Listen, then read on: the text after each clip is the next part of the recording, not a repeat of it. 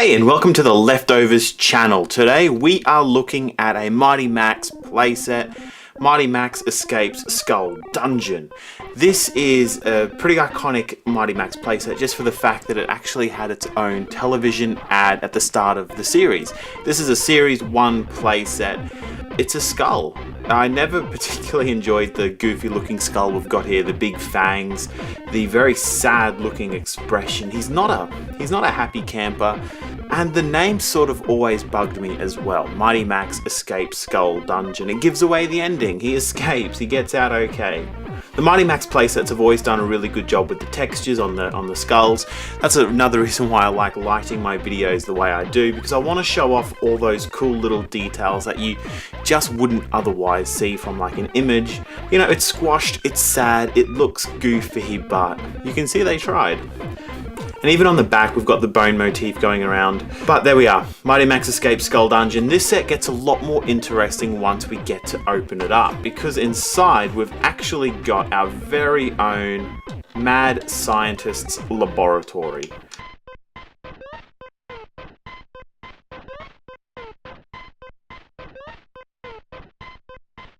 We have our mad scientist here, along with his, I can't call it a Frankenstein monster, they've called it Smasher for this version.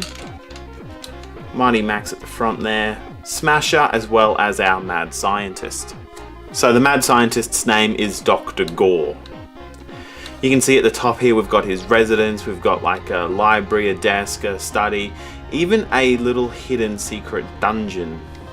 We were talking about the textures on the outside of the playset. I think on the inside of the playset they really start to work. You see the brick texture for the inside of the residence, you see the floor textures, there's obviously a lot happening on the inside of this playset, which I really appreciate. In the comic book they actually do reference a bunch of these different play features inside the playset itself. So we've got a secret lever on the base here which opens up the trapdoor. The trapdoor is actually where Dr. Gore falls through when Mighty Max opens up the trapdoor. Smasher gets trapped on the machine itself, and Mighty Max throws a wrench into the machine, causing the whole lab to explode, and he escapes just in time, as usual. So it's a classic Mighty Max story, all happening inside this tiny little playset. And so that is Mighty Max Escapes Skull Dungeon. Unfortunately, there was no TV episode about this playset in particular, but hey, look, if you are a really big fan of Mighty Max and laboratories, you're in luck, because Mighty Max covered plenty of laboratories. There is Mighty Max Trapped by Arachnoid, which was a spider-themed laboratory, as well as playsets like Mighty Max Squishes the Fly, which had like an spaceship style laboratory.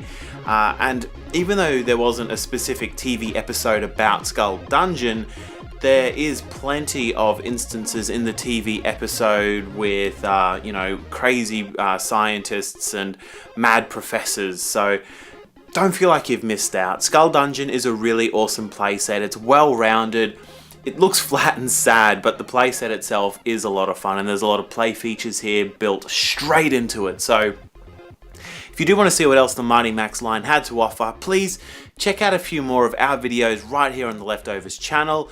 Like, subscribe, leave a comment on your favorite Mighty Max playset, and thank you so much for watching. And if you want to see high resolution images of this Mighty Max playset along with the cartoon panel from the back of the backing card, then please head over to the Leftover Culture Review website, link in the description. Thanks again. Cheers.